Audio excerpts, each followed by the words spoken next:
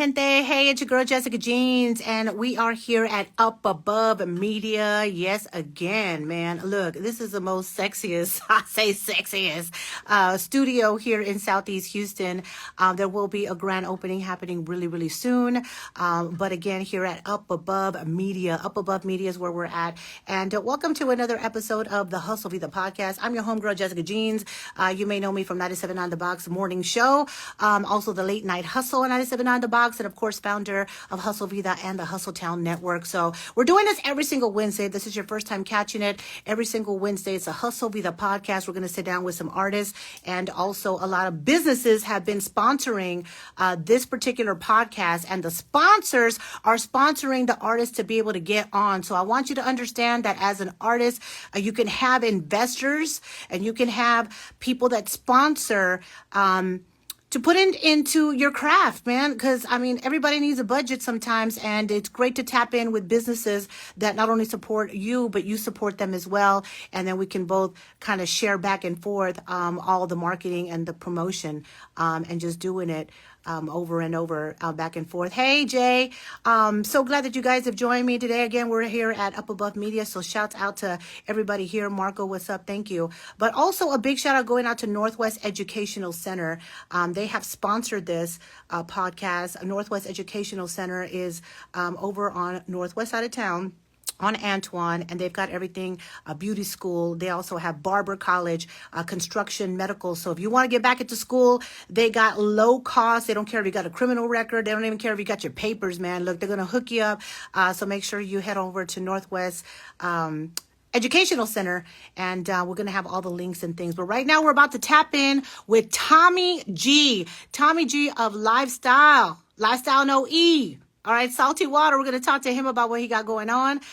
Shouts out going out to Illuminate Beauty. Illuminate Beauty making this happen. Businesses and artists tapping in together. You're here in Texas. We're going to talk to him, and thank you for joining us. It's a Hustle Be the podcast, baby. So thank you. I'm going to try to wave to everybody so you know I see you. Tommy G. How you doing, mama? Hey. Let me turn you up. Man, thank you for joining me. The Hustle Be the podcast. Hey, did you check out the studio, man? I'm seeing you. I'm seeing you working. I'm seeing you working over there. Ooh. Yeah, this is Up Above Media, but, just wanted to make sure that we tapped in with one of the pioneers of Texas Latin rap. Thank you. You've been doing so much. You've done so much, and there's a lot of lanes that you opened up. I remember listening to the Nasty Girl record on the radio on repeat. Everybody knows this song. And, this was something that hadn't really been done when it came to Latinos, Mexican Americans, to be on the radio as much as that song was a banger.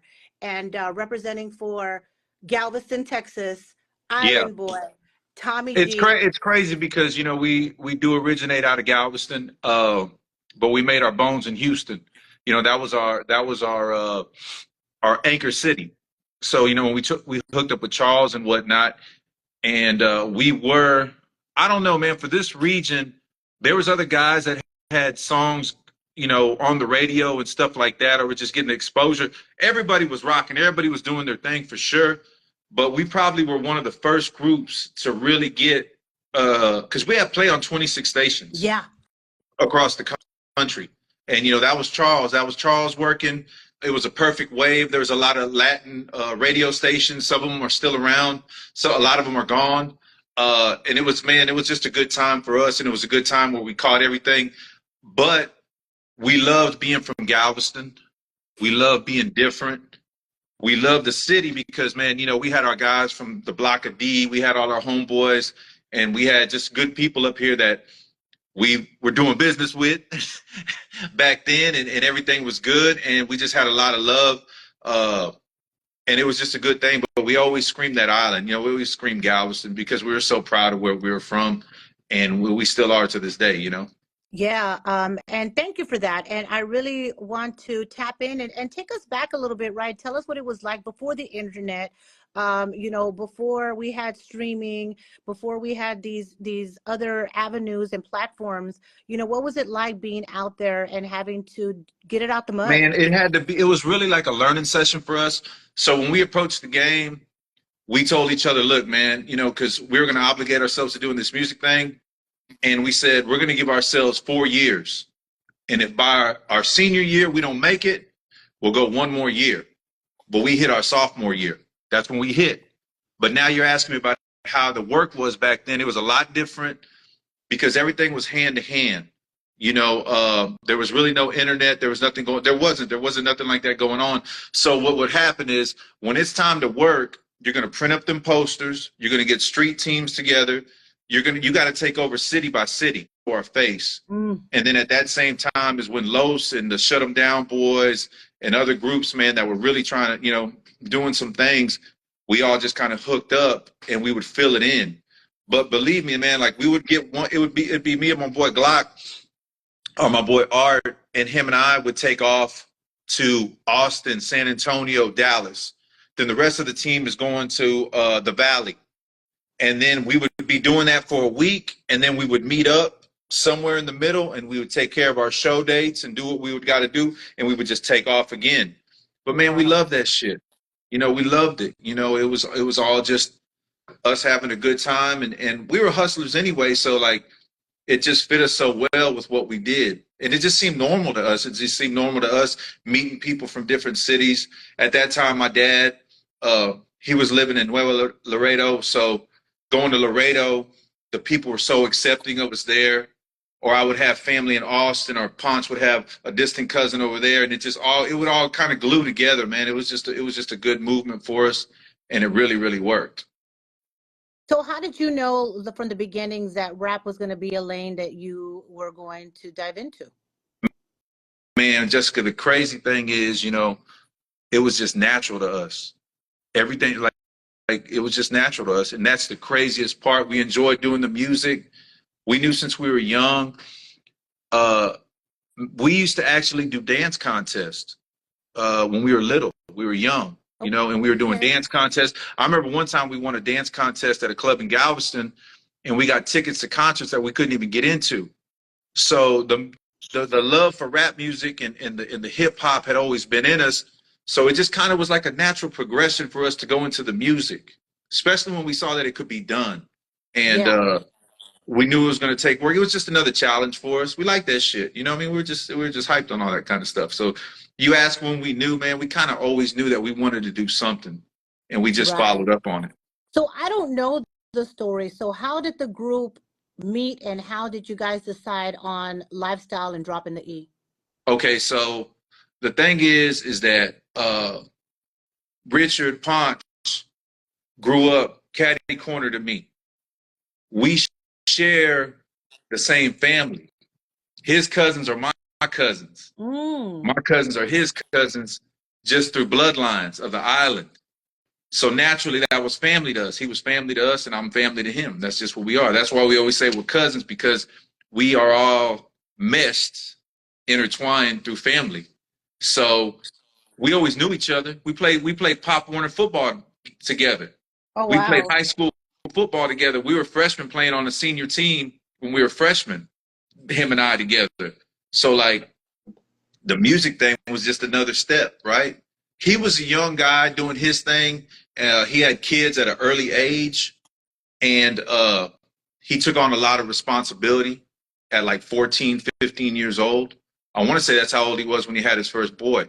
And my father went to the federal penitentiary when I was like 12 years old. And my mom was just trying to make it. So we were both on survival mode, right? We were both on survival mode. So it always just kept us together. We always were intertwined just with everything we did. And then it just became one day where I don't know what the hell. I guess because we were doing something with the I don't even remember. And we said, man, what's up with this music thing? And we just decided, we were like, fuck it, let's do it, you know? And then we started doing it. And I don't know if you remember, because I mean, you were in San Antonio at this time. We're right around the same age, you know, but there was clubs called Club Caravana, Jamaica, a lot of the black clubs, because back then we didn't have an outlet. Right. The first Mexican rapper I ever heard of from Houston was Grimm. And I was like, whoa, that's me. That's us. Right. But we were still different because we were from the island. We were always on some fly shit. You know, that's just the way we were. We were just different. So they started having these contests, and we started winning these contests, and we had options to sign a record deal with a couple different big record companies that are very known to this day, and we declined. We declined from all of them for one reason or another. And then another thing we found out is that we had enough money to do it ourselves. So why are we going to go? Our favorite rappers, we're pulling up to these clubs. There's 15 of us. We're tipping the bar. We're doing our thing at these black clubs. They're like, man, who are these Mexicans? And we're seeing our favorite artists, and they're broke. Like, they don't got no money. And we're like, what? You know, it would just blow our mind. So we were like, man, something's not right. You know, so we became students of the game, and we got offered these record deals, and we declined them. And we just were like, man, we're going to put out our own thing. And that's when Mad Hatter had his, we won the Club Caravana contest. We won that shit. So we won it, and we had an option to go with Big Time, Rap a Lot, Suave House, or somebody else. Wow. And they were offering free studio time, and I don't remember, maybe a single or so. We don't even remember, but we didn't want to get caught up in the stigma of what they thought Latinos were back then. You know, we always respected. What was that? That's what I was going to say. We always respected the culture, but you've never heard us talking Vato Loco, Esse, all that stuff. So a lot of times when they didn't know, because there weren't a lot of us, but there was Grim, there was SPM, and there was Shut 'Em Down at that time. That's when all that was happening. This was all happening at the same time. And we were just like, man, we heard stories about a couple of these companies shelving their artists as we were getting into the industry. We heard about them shelving their artists, or we heard them trying to mold these artists and who they wanted them to be. So we were like, me and him, we actually had meetings, and we knew we had like secret words that him and I would have. Like, if we didn't like the way the meeting was going, we would say a phrase to each other, and we knew that this shit wasn't going to work. So now we're getting ready to get up out of here. You know what I mean? We already knew like that what it was. So one of the worst things you could tell us is, if we want to change your lyrics, we're going to tell y'all. Once you told us that, we were like, we're not going to fuck with you. Right. We're not going to fuck with you. So that's what caused us to go independent and do our own thing. If that kind of answers your question on how the group was formed, and it was the progression of us doing well in it. And then the name came from, you know, it's such a beautiful, that was such a beautiful thing between the crew. The crew, we would come up with our own slang. We came up with these choruses. I would come, and Ponch and Chalk would have a chorus ready, or I would come with a chorus, or True Enough would come with a chorus, and it would all work. But the name for the lifestyle thing, it really wasn't hard. It didn't take us that long. I remember we were talking, and we came up with some great names, and we came up with lifestyle, and we were like, man, this is what we're going to choose this name. We are going to choose this name, him and I, because this describes us. We used to have another weird thing where we didn't want to lie on the record. But, you know, once you get to your 10th song and 11th song, we understand what storytelling is kind of about, right? Anyway, so we were like, well, okay, so we're lifestyle. But then we knew that there was a lifestyle car club in California, right? So we were like, well, we got to be a little different. Let's just drop the E. And it just became like a joke, lifestyle with no E. And so then that's where the phrase lifestyle with no E would come from us just, you know, play on words and stuff like that. Right. And you mentioned a lot of the movement happening at the same time, you know, with the other artists and the other producers and just people out here, you know, this whole it was so exciting for me. Like, like you said, I was in San Antonio at this time. But for me, you know, just having my eyes, that knowing that Texas and people just like me, I could look at, and we're putting out music. And I, at the time, like it was being passed around, and they were just kind of like, you know, cassettes that didn't have a name on it. It was just like, what's this? And then I remember really just kind of hearing other things that Lifestyle was doing, from, you know, the CDs. I go and pick them up, or even the Latin Throne CD, where you guys had a few collabs that you guys had done with them. Tell me how important it was for you guys all to work in unison, and how that helped an entire era that I see kind of happening now. But I want to hear from you, a pioneer, how important that was. Okay, so this is the deal. To make a long story short, because I'm gonna give you the story anyway. Our overall idea from every company was we didn't have to like each other. We just had to work together. We all had one goal, which was to reach city and promote. Man, you got guys, man, you got us, you got the Shut 'em Down crew, you got the Dope House crew, so you got a bunch of wild motherfuckers, you know what I mean? We wouldn't even ride in the same cars together. We would all just meet up in the same cities together. And that's how we would make it work, because there was an understanding. Because, man, Sylvia was so amazing back then, and Los was too. You know, Los was doing great things. And they really had the idea of the tour aspect of this thing, right? Because we were just trying to book shows. So, you know, once Los came to us with the idea of going on tour with them, we were like, man, he's crazy, because he made it happen, and he started inviting all the other groups, and he would give us boots, and he would pay us something, and he would pay for our rooms, and we were cool. We weren't tripping. You know what I'm saying? We weren't tripping because we were new to this. He was new to this too. Everybody started having their own movement, and everybody started making money. You know, everybody started making money enough to pay for what we were doing. You know, this is how we were living, so we were cool with it. But see, man, that's where these dudes got the game messed up, because I think now, this is just my opinion, I feel like this phone and this internet, it has everybody projecting these personas without worrying about the music. See, I can buy so many ads, I can do so many, I can force feed the fans, but if I ain't giving something for them to get in their car at night and put on and play while they're riding or they're barbecuing or doing whatever, then you ain't doing nothing, man. And that's what it's about. I think, and we realized that we just wanted to make music, and we just wanted to tour and see some cities together, and it was cool. Like, it was nice. It was cool. It was dope. It sounds like a good time. And of course, us as, the fans, just loving to go to the car shows and to see the tours and to pull up and being like, man, this is our culture, and they're representing. And you talked about it being fun. You guys were young then. What was some of the things in the industry that you did not know at the time that you had to learn the hard way? Man, we had to learn a lot of things the hard way, because, you know, we, but it was all hit or miss. So, like, even when it came to paying for tracks back then, like, you would go to one guy and he knows you're kind of green. He might try to say $500. You might go to another dude, he's saying $200.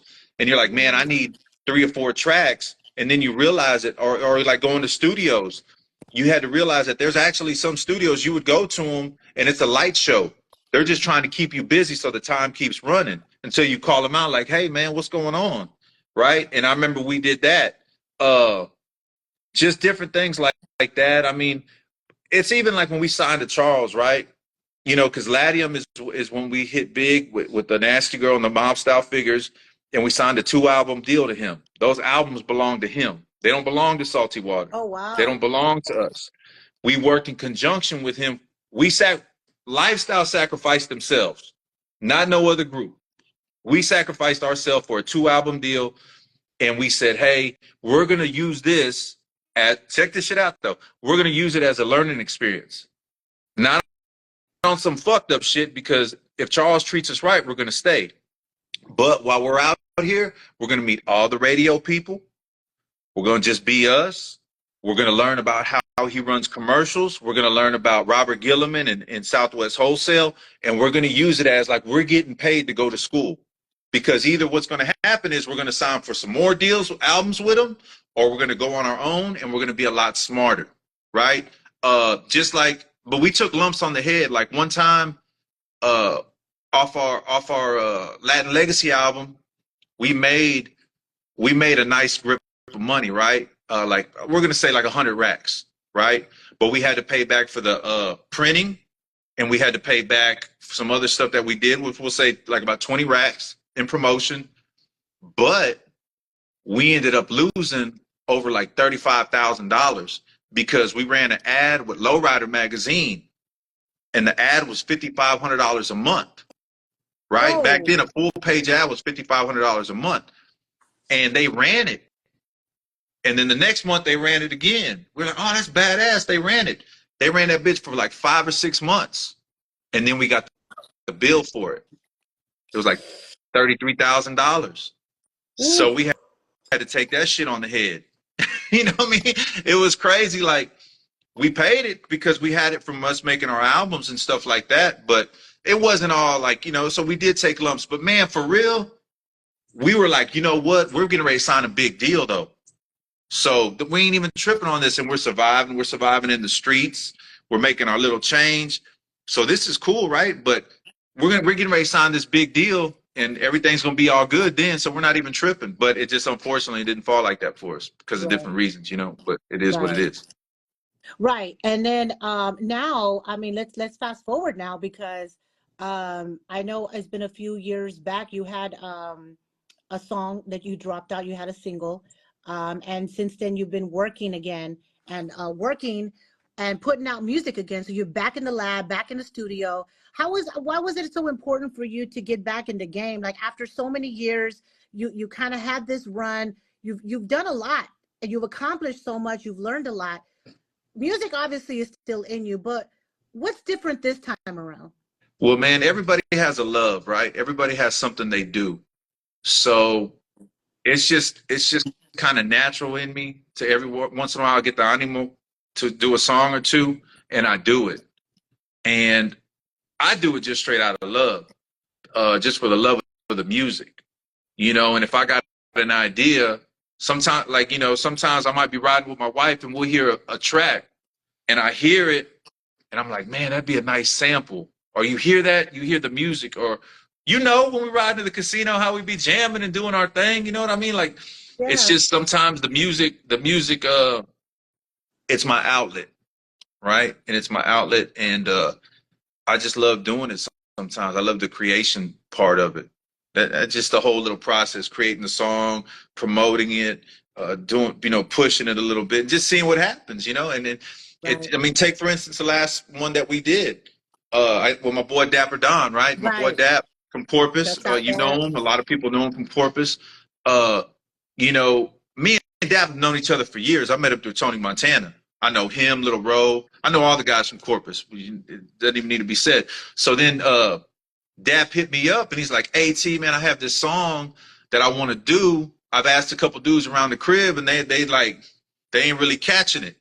And I'm like, "All right, well, what is it?" And he gave me the idea. He's like, "Man, I want to do Back to the Hotel and this and that." I was like, "All right, fuck it." I Ooh. took the challenge, right? It's a challenge to me sometimes, especially if it's my people asking me to do it, right? So we did it. 50,000 views later. You know what I mean? Wow. Like 50,000 views later. I'm at the gym. I'm leaving the gym 2 days ago. A guy stops me, Mexicano dude, working out. You know, I'm walking out. I'm leaving. He's just chilling. He says, "Hey, man." I'm like, "What's?" And he goes, "I just want to let you know, man. I like that new song you did, that Back to the Hotel." I tell him, "Man, I appreciate you." Give him dap. You know, man. We just having fun with it, right? And that's the most thing, man. Sometimes it's just fun for me to do that. Just, you know, just to get it Yeah. off me. That's it. And even like, as the fans, like, I don't know how many already I've seen people just making comments, and we need a reunion. We need a reunion. We need a reunion. Is there? I mean, I don't know. Is there ever, could there ever be a reunion for Lifestyle? With the guy for lifestyle, I mean, you don't never supposed to say never, right? But uh, I know lately we've been getting some phone calls throughout the old, you know, because man, I talk to Chalk every week. I'll talk to for the guys that know Salty Water, you know, you got Hog, True Enough, Punch, Powder. You got everybody. Powder's in her own world. She's doing what she wants to do, and God bless her for that. So I can't talk for her, but there's been phone calls going on amongst the guys lately about, and I'm Oh, talking about everybody from Punch to me to all the guys about maybe dropping a couple songs wow. or putting something together. Yeah, yeah. So we'll see. You know, I mean, everybody's in their own world right now. You know, family and taking care of the thing, but we all just, it's what we do. We create. So you never know. We might be Oh blessing the fans with my something. God. I need to be there. I need to put a show together, or y'all need to be on this podcast. I'll drive up to where I'll drive up to G Town if need be. Thank you. Thank you. But man, I gotta tell you, like those were, some of my favorite songs was, um, man, $1 Million Stars. I mean, we're talking about Nasty Girl, of course. Man, just all the songs. I mean, most of them I know most of the words to all of the Well, songs, but thank you. We appreciate Lifestyle, it. We got a lot of hidden gem songs. Like the songs on the Lone Star Riders, yes, the Take It Off. That's a big yes, song. And then the hmm Oh Why on the Power Moves. And a lot of yes. people don't know, but them tracks were made by Happy Oh, Perez. Yeah, wow. Take It Off is, if you listen to Take It Off, you can really tell. But that's, Happy Perez. That's an icon in the game. That's the one that did all those songs with Miguel and so many big, huge artists from all over That's the so world now. He's working. special. That is so special to think about, like the early producers and what's become of people, and just the entire movement. It's to me, it's just amazing, and that's what was one of my favorite things that I always loved about Houston and Galveston area was because of this movement that was happening. I couldn't wait to get here. I knew my whole life I wanted to come to Houston because of Thank what you. you And guys we were thank doing out you here. for that. We thank you for being a face for us, And like I mentioned the other day, I thank you for doing it with class and with real love and real love of the scene. I think a lot of people don't realize how much how important you really are to a lot of things going on, even with the station. Everybody does their part at the station, but I know you do a lot over there that a lot of people don't know. And I'll say thank you. A lot of these guys don't realize that radio is important, man. Look at G-Man. G-Man's an icon. He's been even across the board his whole career. He's never Right. changed. And you guys, that's how I feel. And thank you guys. I appreciate you. No, man, thank you for everything. Anything else? I if y'all haven't checked out the Back to the Hotel record, make sure y'all go check that out on YouTube. Subscribe to Tommy G, follow him on Instagram, and that we can keep up with the latest. But anything else that you want the viewers to know what's going on with the movement, or just anything in general that you want to leave? Now, I just want to tell everybody thank you. Thank you for the support always. Thank you for the encouraging words. All of us appreciate it from the crew, and that's one thing. I mean, just, to the up and coming artists, just be you. You ain't got to be nobody else, but be who you are and talk about what you got going on. I think a lot of times artists think that they have to be somebody they're not. But believe me, man, everybody has struggles, everybody has problems, and people love to come up. So be proud of who you are and what you come from. That's all I can say. Man, thank you, Tommy G. Thank you, Mama. Man, thank you again for being on the show. And shouts out to Illuminate Beauty for sponsoring this Yes. entire podcast. Shouts out Mary G, Maria, I love you, girls. So thank you so much for supporting the Hustle Vida podcast. Both of y'all, thank y'all for being my friends. Thank y'all for being my It's family. all love. I love y'all, and It's I will all love. continue to support y'all. I'll Thank you, talk to Mama. you Bye soon. bye. All right. Good night. Bye. All right, guys. Thank y'all so much for tuning in. That was great. So we did get some information that there is talks of a lifestyle reunion. Shouts out to everybody from G-Town, all of the fans that were tuning in. If so, this is exciting. So this would be really, really great to see if we can see this lifestyle reunion, man. That would be crazy. That'd be crazy. I'm telling you, I grew up on them, and this is just amazing. So, and just kind of speak to even what I'm doing, for me to be a fan from back home in San Antonio and now to be speaking with a lot of these pioneers, is just huge for me. So every time I get to talk to a pioneer or a legend or somebody who has made waves and broke barriers for a lot of these artists today, man, I love sitting down and talking to them. So I'm glad I hope that you enjoy these podcasts. And I want to remind you again that this would not be possible without Northwest Educational Center. They are a trade school for cosmetology, barber, construction, pharmacy, medical. So if you want to get back to school for any reason, they don't care if you have a background. They don't care if you got your papers or not. They're going to help you. And also Next Gen Custom. She does a lot of custom work if you ever need some auto body or collision repair.